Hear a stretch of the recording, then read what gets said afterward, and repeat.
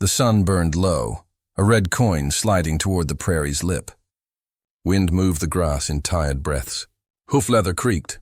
Ethan Cole pulled his roan to a halt and listened. A sound answered, faint, dry as sifted dust. "There, it hurts."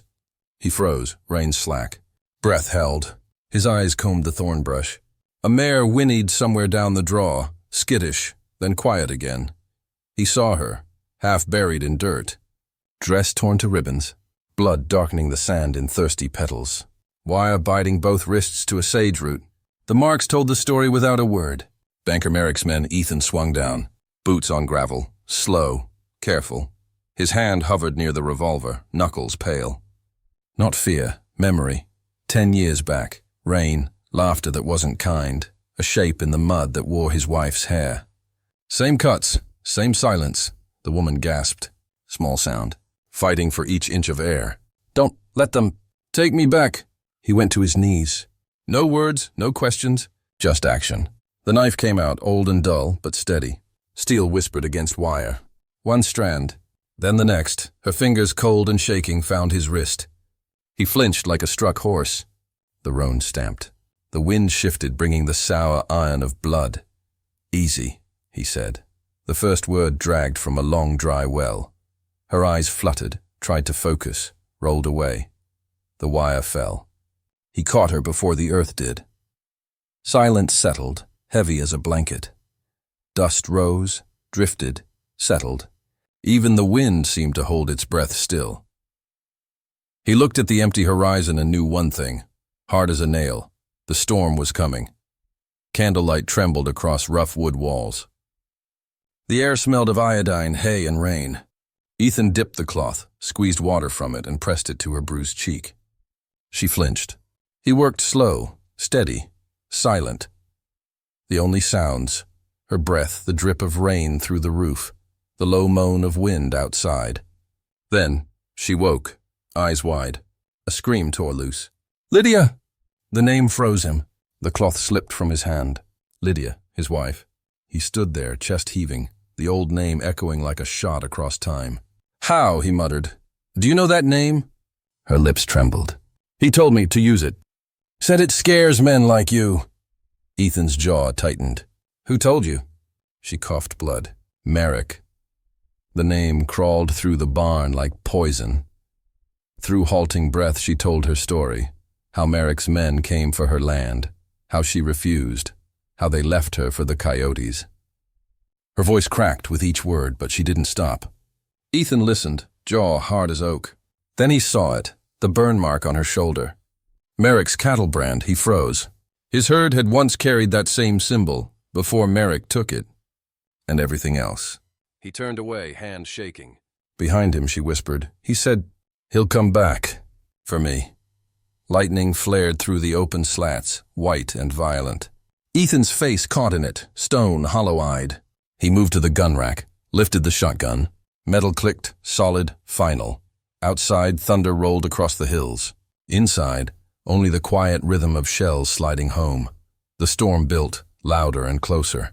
But it wasn't the rain he feared. It was the knock that would come before dawn. Rain hammered the porch roof like 1,000 restless hands. Ethan sat in the dark, hat brim low, eyes on the storm. The horizon flashed white, then vanished again into black. Wind moaned through the fence posts.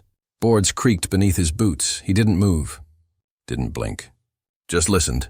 Every drop carried memory. 10 years gone, but the sound was the same. The storm that swallowed her screams. Lydia, his wife. The name still hurt to think. The flashes came like lightning. An overturned table. A lamp shattering. His hands slick with blood. Her body still, her dress tangled in the dirt. Merrick's men laughing as they rode away. He had dug the grave himself. Never spoke another word after, until Clara. Another flash of lightning tore open the sky. The world stuttered between past and present.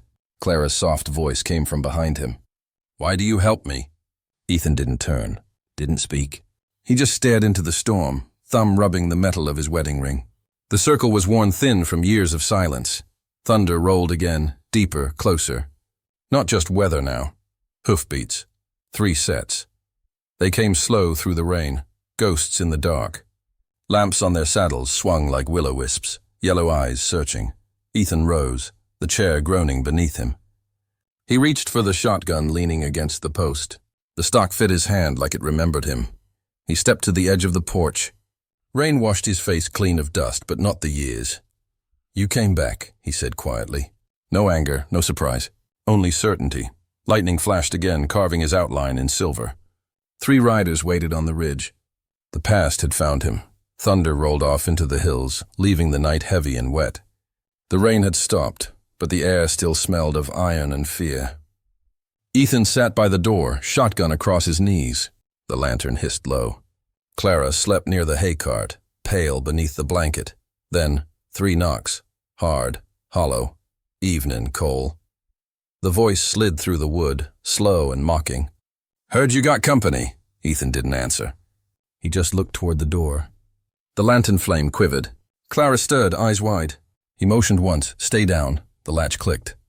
The hinges groaned. The door swung open. 3 shadows filled the frame. Merrick's men, dust and rain dripping from their coats. One grinned, teeth yellow. "Mr. Merrick wants his property back." Ethan's silence hung heavier than thunder. The leader stepped forward, boot crunching straw. He kicked the lantern aside. Glass shattered. Flame bloomed fast. Orange tongues licking up dry hay. "You got 3 seconds, old man," the leader hissed. "Step aside or—" The shotgun spoke first. The blast tore the dark in half. Smoke and fire and silence crashed together. One man dropped where he stood. The other 2 moved, fast, roaring. A fist hit Ethan's jaw. Blood sprayed. He slammed back into the wall, grip still iron on the gun. Another came from the side, swinging an iron rod. Clara screamed. The fire spread. Shadows whipped across the walls. Ethan drove his shoulder forward, the butt of the gun smashing ribs. A grunt, a shot fired wild, shattering a beam. He caught the last man's wrist, twisted, broke it clean. When it was over, only one thug crawled toward the door, clutching his bleeding ear. He spat blood into the dirt. Merrick'll come for you himself. Then he vanished into the storm, leaving flame and ruin behind. Dawn crept slow across the land, light dragging itself over the ashes. Smoke curled from what was left of the barn, black bones against a gray sky. The air smelled of rain and gunpowder. Clara knelt beside Ethan, wrapping his bruised knuckles with torn cloth. Her hands shook, not from fear but from what she saw in his eyes, something colder than pain. He stared at the horizon, jaw locked. Then, voice rough as gravel, he spoke. "This ends now." The words hit harder than the gunfire had.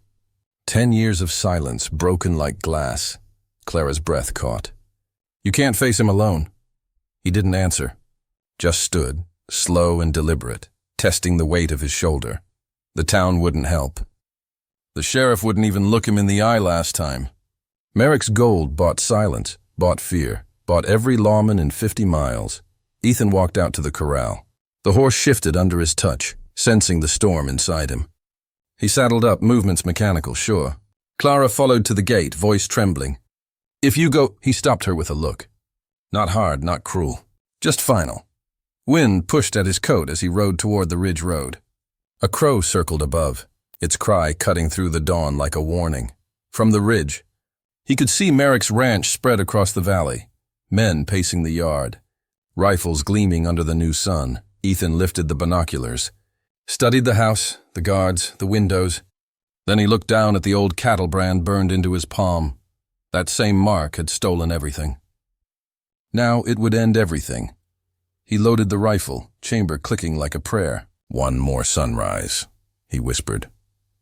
The wind howled through the canyon as Ethan rode into Black Hollow. The world had gone gray, sky, dust, breath, all waiting for what came next. Merrick's men spotted him first. Shouts tore across the yard. Rifles lifted. Ethan didn't slow. The rifle rose from his saddle. One crack. A man dropped. Another flash. The second fell. The third ran for cover, boots slipping in the mud. Ethan dismounted, blood and rain running down his sleeve, mixing until they were the same color. The house waited at the hill's crest, windows glowing gold against the storm. Inside, Merrick sat in a high-backed chair, whiskey glass in hand, watching the flames dance in the hearth. He didn't look surprised. "Cole," he drawled, voice slick with venom. "I knew your silence wouldn't last." Ethan stepped out of the shadows. Head dripping, eyes hollow. The shotgun hung low, steady. "You branded your cattle." His voice cracked like dry wood. "And my wife," Merrick smirked, eyes glittering mean. "She begged me to stop." Time stopped.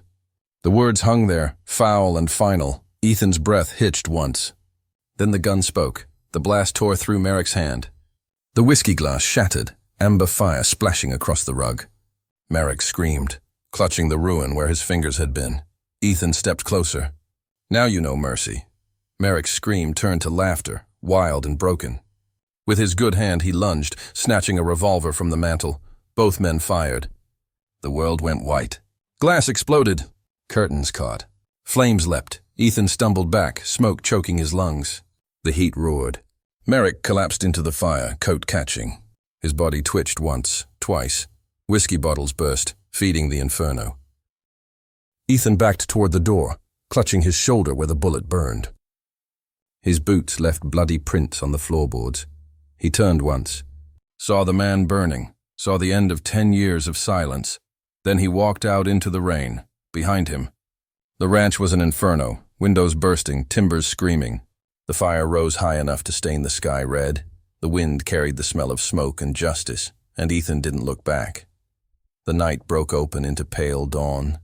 Smoke still hung low across the valley, drifting like ghosts. Clara stood on the porch, blanket around her shoulders, eyes fixed on the empty road. The wind carried the faint smell of ash and rain. Each minute stretched thin, tight with fear. Then, hoofbeats, slow, uneven. She ran before she could think. Ethan came into view through the haze, bloodied, swaying in the saddle. His coat was torn, face gray as the ashes behind him. When he slid from the horse, she caught him before he hit the ground. "It's done," he rasped. The words were a whisper, but they felt like thunder. She pulled him inside, laid him on the table. Her hands trembled as she cleaned the wound, water turning pink in the bowl. "You saved me," she said softly. He opened his eyes, met hers. "You saved me first." The silence that followed was heavy, but not hollow. The kind that fills instead of empties. Outside, the first light touched the fields. The burnt timbers of the barn glowed faint gold, like the world was trying to forgive itself. Clara went to pour fresh water, and froze. Ethan's hand rested on the table, palm up. Across the scarred skin, the old cattle brand was gone, burned over with a fresh cut, raw, red, final. She covered it with her hand, eyes wet.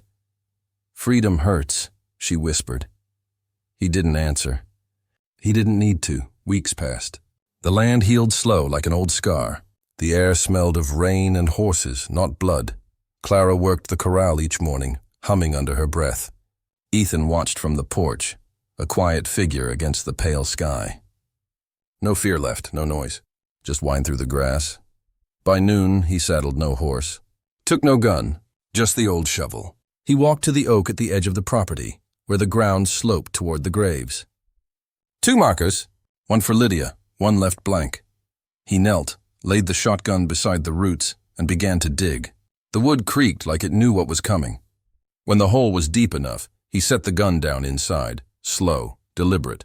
The wind picked up, lifting dust around him. He looked toward the ridge, voice low, meant for whoever was still listening. "If you're still here, remember this, evil don't die, it waits. The question is, what'll you do when it knocks?" He covered the gun with earth, pressed his hand flat over the mound. Then he stood, shoulders straight. Clara watched from the porch. He tipped his hat to her, a small gesture but full of peace. The sky burned orange as he walked toward the ridge road. Somewhere far above, a crow circled once, twice, then vanished into the light. And on the far horizon, a lone rider appeared, moving slow, steady. The cycle never ends.